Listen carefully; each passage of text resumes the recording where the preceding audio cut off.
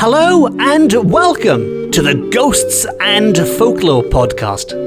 I'm Mark Rees, and on each episode I investigate a different, weird and wonderful subject. And on this episode we are going to party with the Welsh fairy folk, with the tylwyth, or rather they are going to party and we are going to watch from a safe distance because they are very secretive creatures by nature and they might severely punish anyone caught gatecrashing their revelries, as we'll discover on this episode when some unfortunate individuals do indeed gatecrash their revelries. But in the interest of fairness, in the interest of balance, because I don't want to offend the tylwyth and have them come after me, we will also look at a tale, a nice heartwarming tale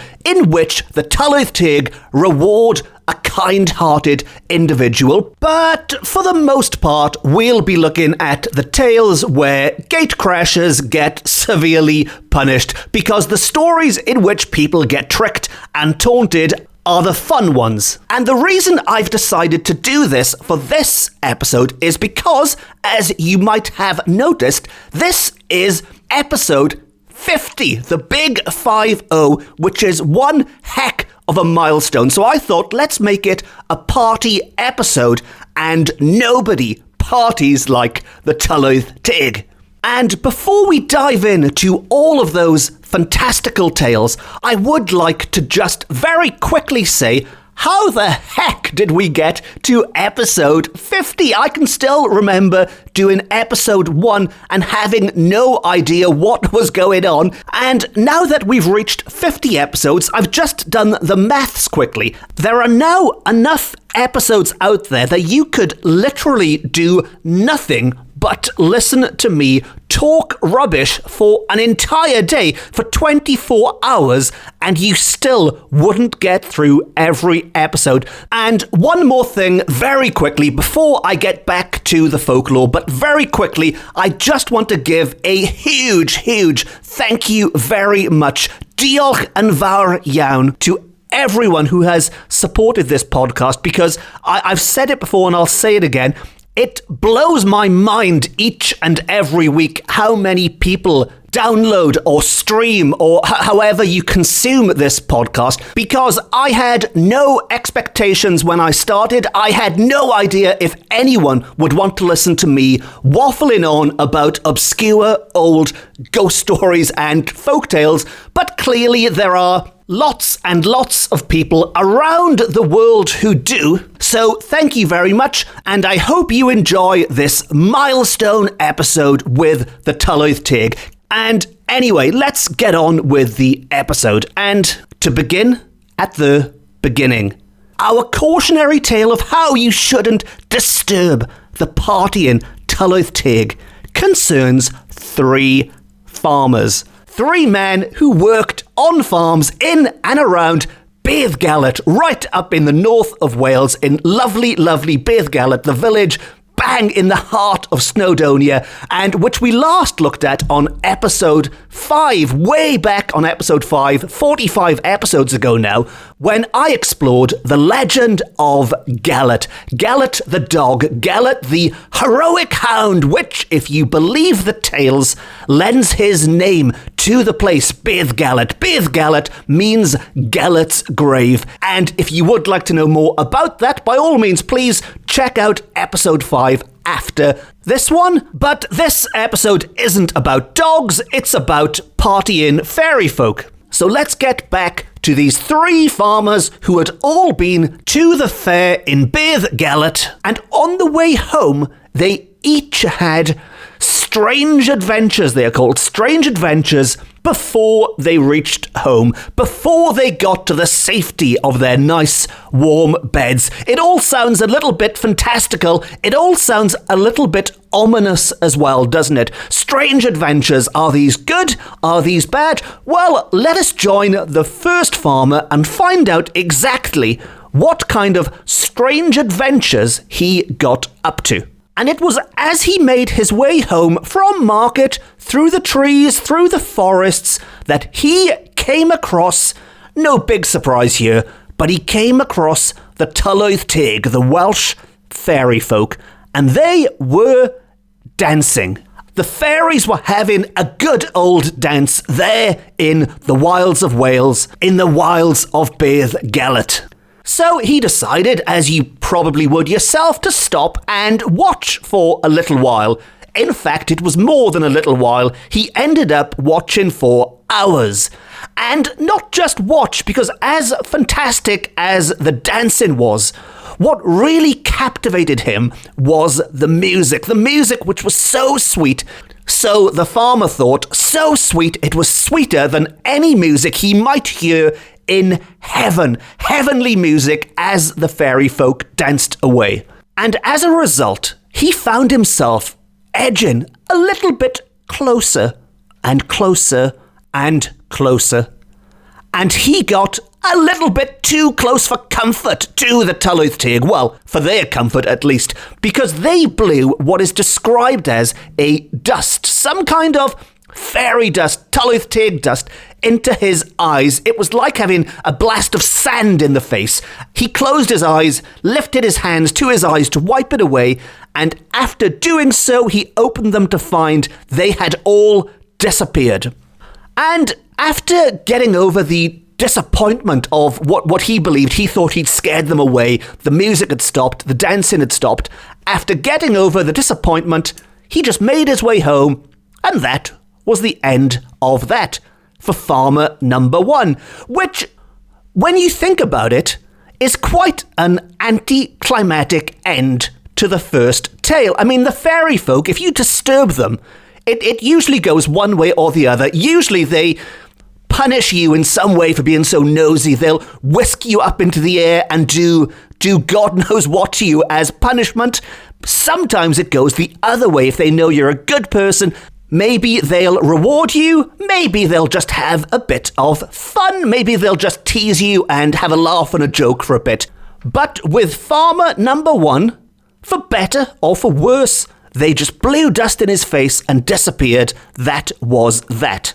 But it would not be so straightforward for farmer number two, who was also making his way home from Iechyd Fair. And this is what we are told befell him that fateful night, because he also saw a company of fairies engaged in their revels. I'm assuming they were dancing again. And as he was watching them, he fell asleep.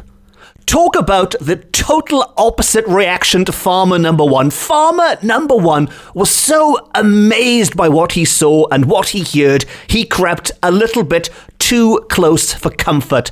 Whereas farmer number two is so amazed by what he sees, he decides to catch 40 winks instead. Maybe there's some magical sleep-in music going on to give him the benefit of the doubt, but whatever the reason, he decides to get some shut-eye. And as he slept, the tylwyth decided to teach him a little lesson for falling asleep in their company. I mean, is it rude to be that unimpressed by a company of fairies having revels in the forest at night? I mean, I think most of us would at least stay awake for what was going on. Well, I think most people nowadays would probably get their mobile phones out and film it and put it on the internet and stuff. But I think we would certainly stay awake at least. But this man, he'd fallen asleep and they decided to teach him a lesson.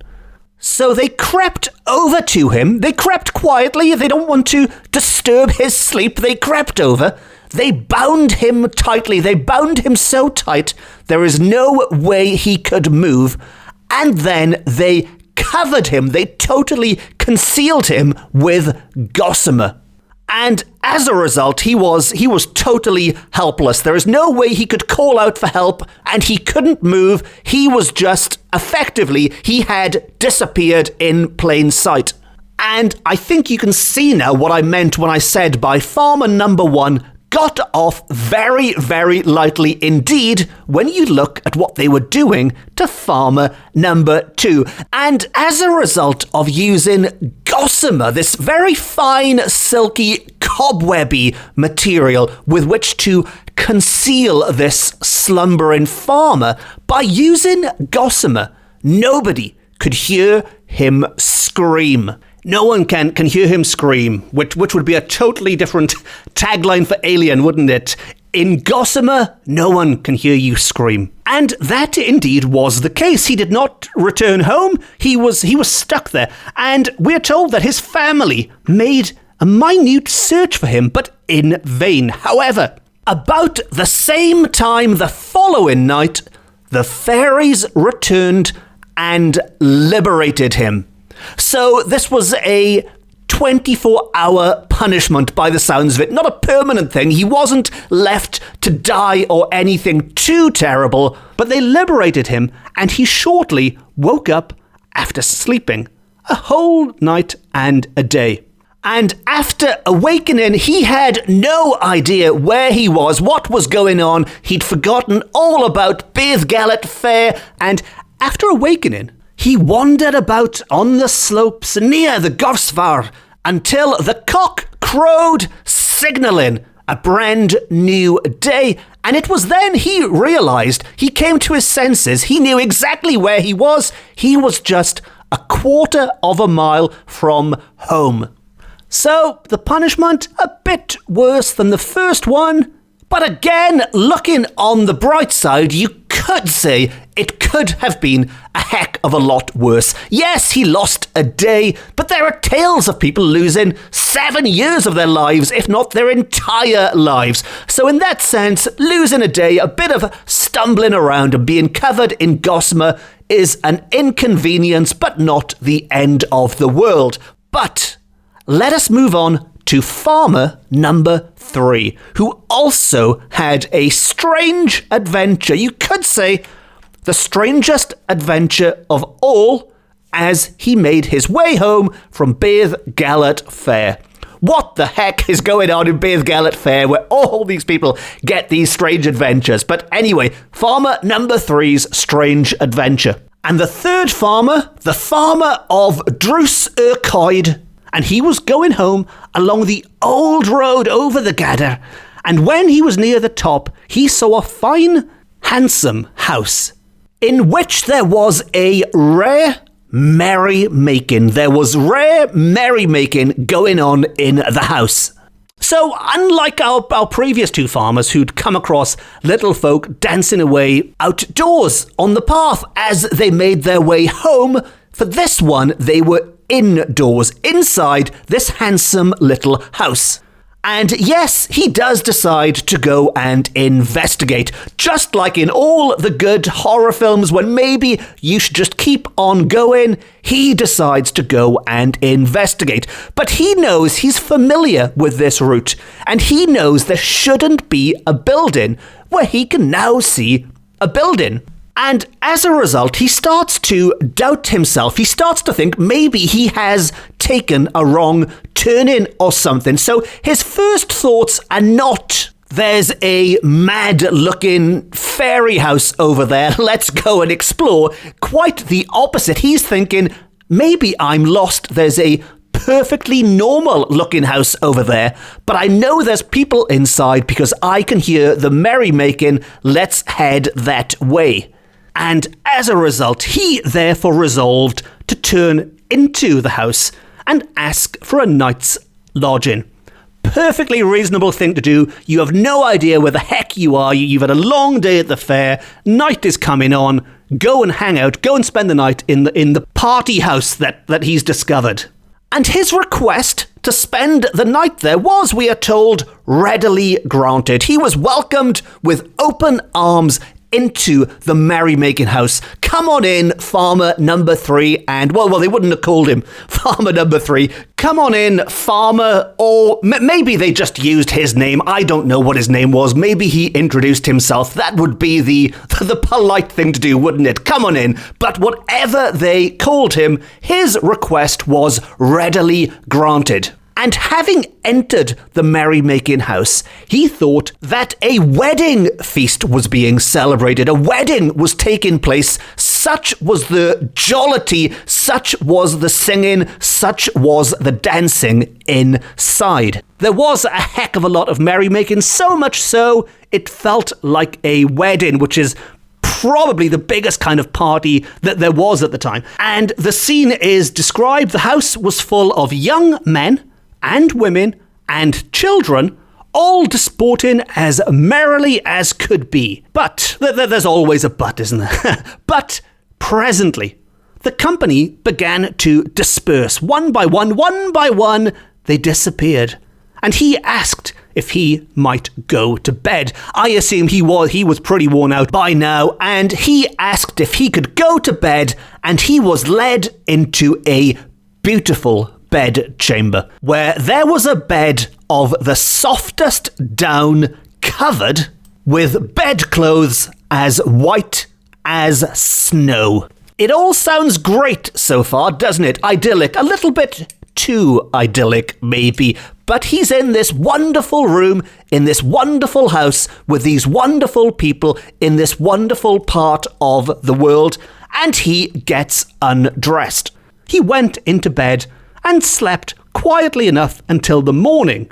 But when he awoke the next day, he opened his eyes and discovered that he was sleeping. And I should point out here, but as with our last story, going to sleep in the presence of the fairy folk should be a red light by now, a warning sign that you should avoid it if possible. Although in this case, I don't think this man realized that is what he was doing. But he opened his eyes the next morning and he found that he was sleeping in the open bogland with a clump of rushes as his pillow and nothing but the blue sky to cover him. And of course, while this isn't made explicit in the old fairy tale, but when they say nothing but the blue sky to cover him, he was naked.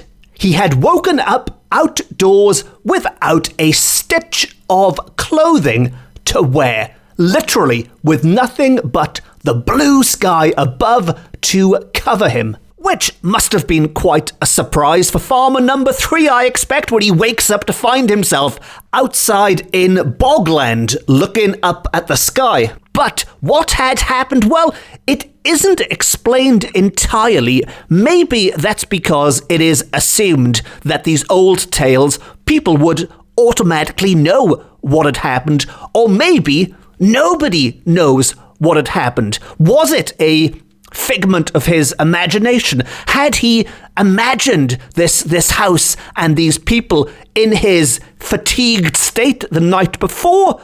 Or had he also been tricked by the mischievous tylwyth, just like farmer number 1 and farmer number 2? Well, it's not for me to second guess the tylwyth, to try and guess what they were up to. I'll leave that out there. I'll leave that for you to decide. But it does remind me of another little tale. And we've looked at the stories now of Farmer 1, Farmer 2, and Farmer 3.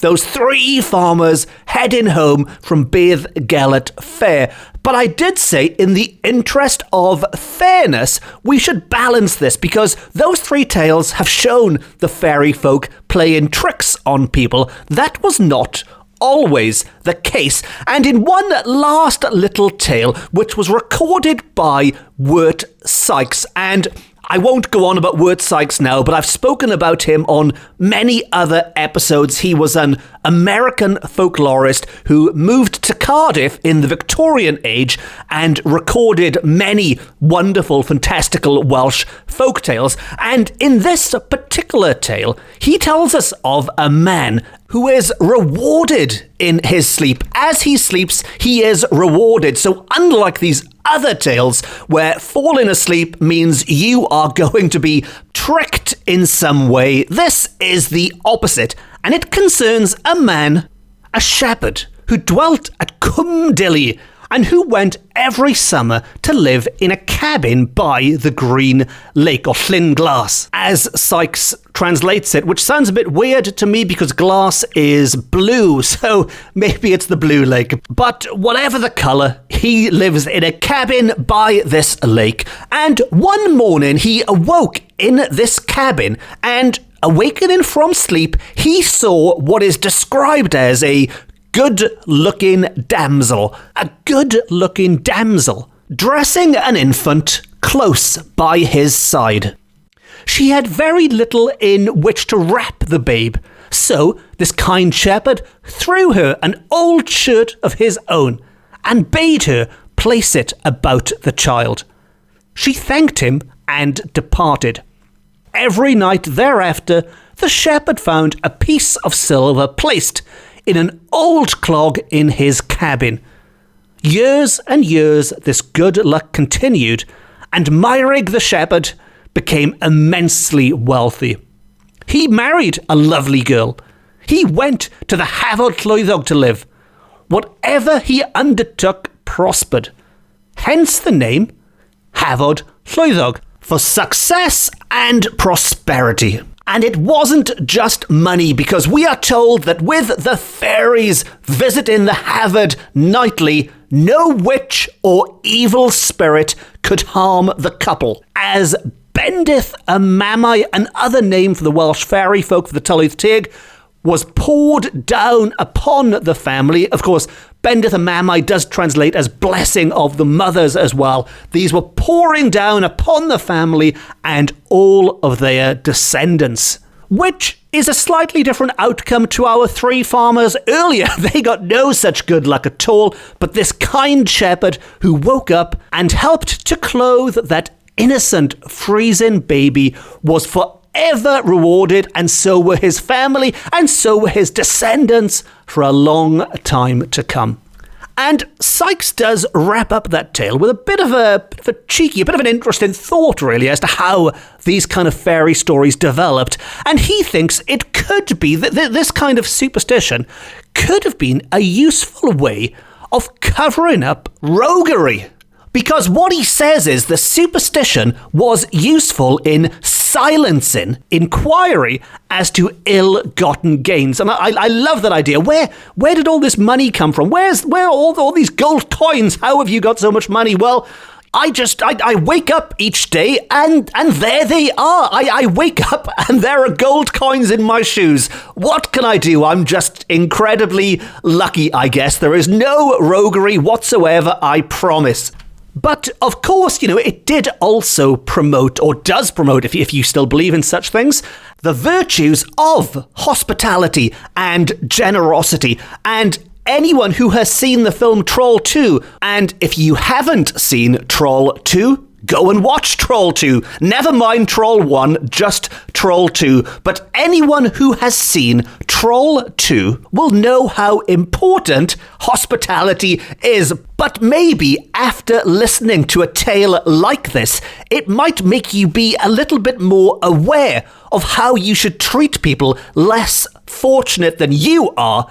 And maybe by doing so, who knows, maybe one day a magical lady will also reward you in the future. And Sykes also tells us about the virtues of neatness, something else fairy stories like this could promote. If you are neat and tidy, you might get rewarded handsomely. And he applies it to young girls and servants, as he puts it, as it would have been at the time. But if you were a young girl or a servant back then, and you read this story or were told this story, and you were extra neat, a better worker as a result, maybe you will be rewarded. The fairies, the tylwyth teg, might reward you handsomely. They might leave you money. And when you have very little to begin with, it's a nice, comforting thought, I think, and something to keep you going. And, of course, if we're being cynical about it, it would also keep your master very happy as well, because they've got a nice, lovely, clean house all the time. But if you were waiting for them to arrive, how would you know? Well, Sykes tells us that these fairies who reward the kind would come at midnight. they would continue their revels till daybreak. So they wouldn't just appear to drop off money, they would appear to party, and they would sing the well-known strain of Toriad y Dydd, breaking of the day or the dawn, and they would leave a piece of money on the hob and disappear. And he says that while the promised reward did not always arrive, I would say rarely arrived, but the promised reward did not always arrive, but this was not evidence it would never arrive. And so the virtue of perseverance was also fostered. So really, if you want your rewards from the fairy folk, you need a little bit of faith, a little bit of trust, but all good things come to those who deserve it in the end.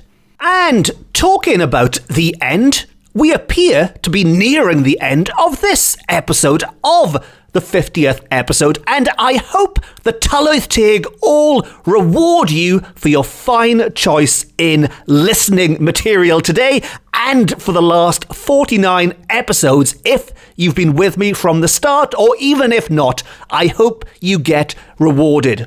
And just like the tylwyth teg, I'm going to celebrate by partying until dawn. Just don't expect me to go tidying your house or anything at the same time. Just the partying, just the wine, and just the cake. And as always, if you have enjoyed this episode and you don't want to miss the other 50 episodes plus which are coming up, please consider hitting the subscribe button. And if you'd like to join in with the celebrations and the partying, albeit virtually, I guess, I'm quite easy to find online. You can find my website if you do an internet search for Mark Rees, or you can find me on all of the main social media platforms where we can virtually drink wine and eat cake with emojis maybe. So see, if you want to send me a cake emoji, do that on Twitter or Facebook or Instagram, and who knows, maybe you might get a gold coin left in your shoe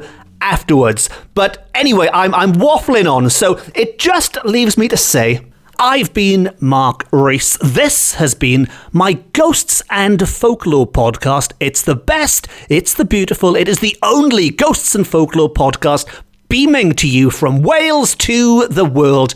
Thank you very much for listening. Diolch yn fawr iawn am gwrando. Raise your glass in the air and join me in toasting the next 50 episodes.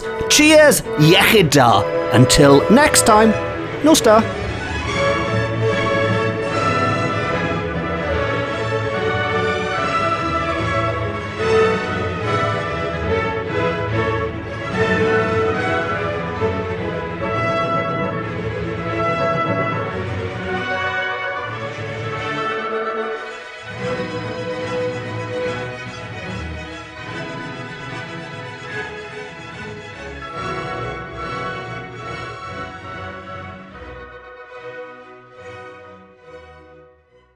Hehehehe